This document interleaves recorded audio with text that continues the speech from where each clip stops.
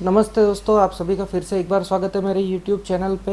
आज हम बात करेंगे एक ऐसी दवा के बारे में जो कि हमारी इंडियन मेडिसिन है। सदियों से हम इस दवा को यूज़ करते आ रहे हैं। बहुत से इसके नाम हमें देखने को मिलते हैं जो लोकली यूज़ करते हैं उसमें। जी हाँ, ये दवा है चिराता।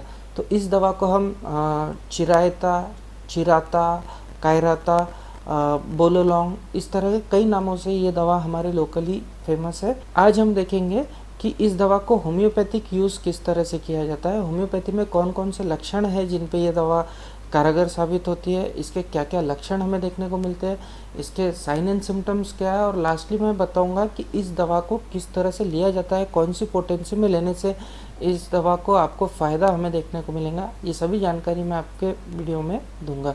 तो आइए देखते हैं इससे विस्तार से।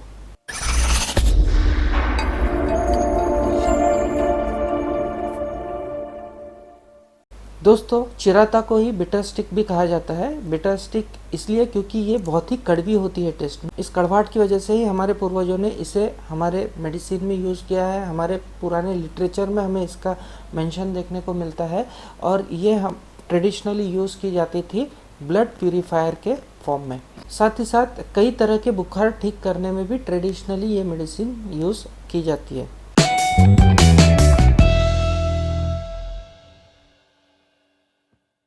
होम्योपैथी में चिराता दो नाम से आपको मिल सकती है, या तो जेंटियाना चिराता या स्वार्टिया चिराता। बेसिकली दोनों ही एक ही चीज़ है, एक ही दवा के दो अलग अलग नाम हैं। होम्योपैथी में चिराता को माना जाता है फीवर किलर, एक फीवर किलर रेमेडी है। बुखार के ऊपर बहुत ही असरकारक रेमेडी है। किसी भी तरह का कोई भी बुखार हो तो अगर हम चिराता दे देते हैं तो पेशेंट को बहुत ही जल्द इसमें आराम हमें देखने को मिलता है। इसके अलावा ये मेडिसिन डिस्पेप्सिया में भी काफ़ी हद तक यूज़ की जाती है। कभी अगर अजीर्ण हो, एसिडिटी की शिकायत हो, तो ऐसे केसेस के अंदर भी चिराता का यूज़ हमें देखने को मिलता है। और इसका मेन एडवांटेज ये है कि ये लीवर के ऊपर बहुत ही बेनिफिशियल होती है। लीवर के ऊपर ये टॉनिक का काम करती है। ट्रेडिशनली अगर हम एलोपैथिक मेडिसिन लेते हैं बुखार के लिए तो वो लीवर को डैमेज करती है, लेकिन चिराता को एक लीवर टॉनिक माना गया है। इसीलिए ये मेडिसिन लेने से बुखार भी उतरता है और लीवर को भी ताकत मिलती है, और हमारे डाइजेशन को ठीक करने में भी इस दवा का काफ़ी अच्छा रोल हमें देखने को मिलता है। तो इसके साइन एंड सिम्टम्स क्या होते हैं इसके बारे में हम देखेंगे। सबसे पहले शुरू करते हैं इसके मेंटल्स के बारे में। तो माइंड के ऊपर सबसे पहले हमें देखने को मिलता है लैक्सनेस या डलनेस। जी हाँ, लैक्सनेस और डलनेस हमें पेशेंट के अंदर देखने को मिलेगा। बुखार के अंदर पेशेंट हमेशा ही सुस्त पड़ा रहता है, उसकी कुछ भी काम करने की इच्छा नहीं होती है। ऐसे केसेस के अंदर चिराता हम दे सकते हैं। इसके बाद में हम देखेंगे हेड पेन में भी चिराता की यूज़ हमें देखने को मिलता है। डल हेडेक हमें देखने को मिलेगा। फ्रंटल हेडेक हमें यूजुअली चिराता के अंदर देखने को मिलता है। अब हम बात करेंगे आँख, कान और नाक के बारे में। तो आँख और नाक में से गर्म हवाएं पेशेंट को निकलती हुई सी महसूस होती है। ऐसा लगता है उसको कि गर्म वाफ उसके आँख में से निकल रही है, गर्म हवाएं उसके नाक में से निकल रहा है। और कान की अगर बात करें तो बुखार के साथ में अगर बजिंग साउंड कान के अंदर है, अगर झनझनाहट सी आवाज़ कानों के अंदर आ रही है तो चिरायता बहुत ही अच्छी दवा साबित होती है। हम टंग की अगर बात करें तो टंग के ऊपर हमें येलोइश कोटिंग देखने को मिलती है, और साथ ही साथ टंग भी लूज पड़ी जैसी लगती है। लैक्सनेस हमें इस दवा के अंदर देखने को मिलता है। पेशेंट ठीक से खुद की बीमारी बता नहीं पाएंगा। आप पिक्चर को इमेजिन कर सकते हैं, एक ऐसा पर्सन जो बहुत ही ज़्यादा बुखार में और वो ठीक से बात नहीं कर पा रहा है, हाँ मुझे बुखार हुआ है, इस तरह की जब अगर कोई बात करता है तो चिराता इज़ द मेडिसिन। गले की अगर बात करेंगे तो चिराता के अंदर गले के अंदर भी दर्द होता है, और ये जो दर्द होता है वो गर्म पानी पीने से, कोई भी गर्म चीज़ लेने से चिराता के पेशेंट को अच्छा लगेगा। पेट की अगर बात करेंगे तो मैंने जैसे पहले ही बताया था कि कोई भी फंक्शनल इनेबिलिटी है लीवर की तो वो चिराता भर के निकलता है। तो पेट के जो सिम्टम्स रहेंगे वो डिस्पेप्सिया हमें पेशेंट के अंदर देखने को मिलेगा। गैस की शिकायत पेशेंट के अंदर हमें देखने को मिल सकती है।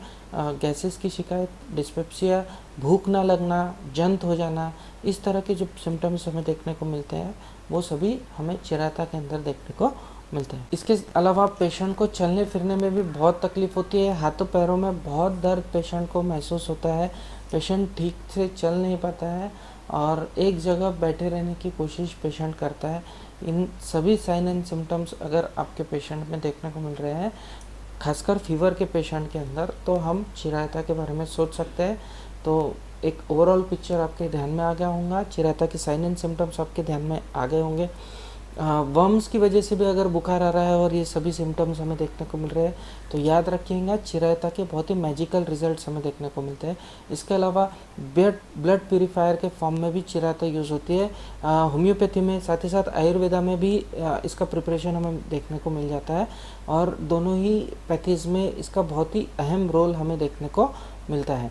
बार बार अगर किसी को बुखार आ रहा है, कुछ दिनों तक ठीक रहती है तबीयत और फिर से बुखार रिलैप्स होता है, तो इस केस में भी हम चिरायता को दे सकते हैं। अब हम बात करेंगे इसके डोजेस के बारे में।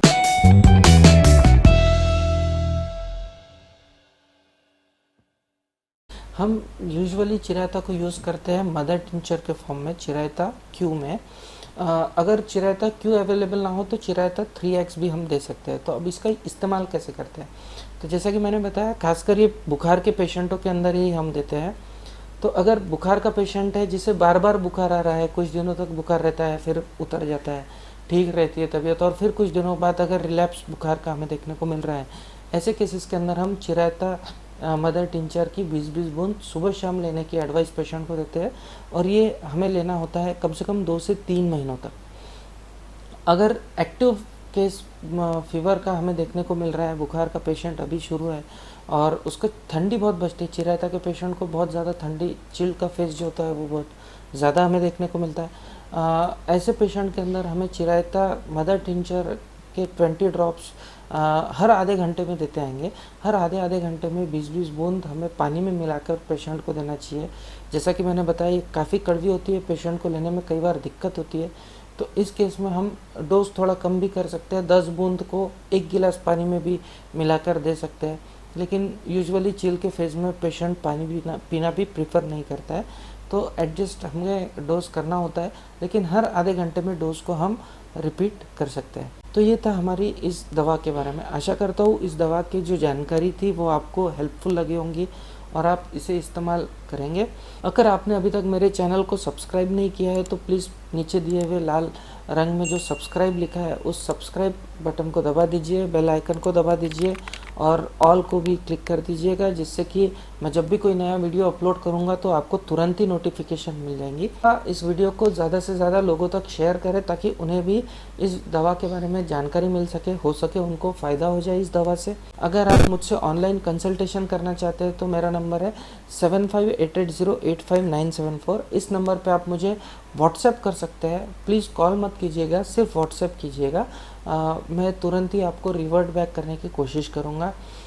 इसके अलावा आप हमारे दूसरे सोशल मीडिया पेजेस पे भी हमारे पेज को लाइक कर सकते हैं। कॉस्मिक हीलर्स, cosmic.healers के नाम से हमारा इंस्टाग्राम पेज है, कॉस्मिक हीलर्स नाम से हमारा फेसबुक प्रोफाइल है।